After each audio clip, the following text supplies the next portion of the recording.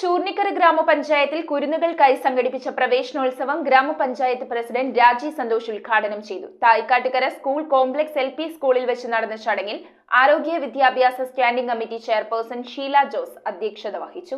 ആലുവ ചൂർണിക്കരയിൽ ഗ്രാമപഞ്ചായത്ത് തലത്തിൽ നടന്ന പ്രവേശനോത്സവത്തിന്റെ ഉദ്ഘാടനം തായ്ക്കാട്ടുകര സ്കൂൾ കോംപ്ലക്സ് LP സ്കൂളിൽ വെച്ച് നടന്നു. ചൂർണിക്കര ഗ്രാമപഞ്ചായത്ത് പ്രസിഡന്റ് രാജി സന്തോഷ് പ്രവേശനോത്സവം ഉദ്ഘാടനം ചെയ്തു.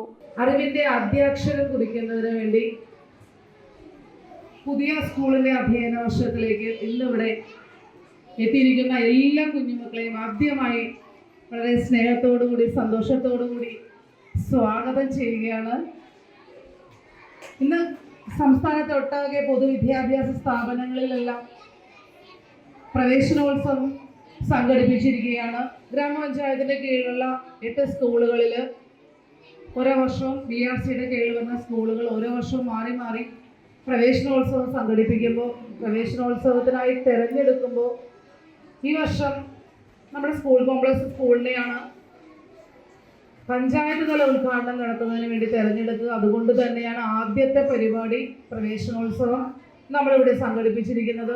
ആരോഗ്യ വിദ്യാഭ്യാസ standing committee chairperson Sheela Jose ചടങ്ങിൽ അധ്യക്ഷത വഹിച്ചു. ക്ഷേമകാര്യ standing committee chairman Muhammad Shafeeq, school head mistress Jasmine Salam, school manager PB Alikunju, MA Abu, CH Saleem, CK Shameer എന്നിവർ ആശംസകൾ അർപ്പിച്ച് സംസാരിച്ചു. News bureau, Aluva.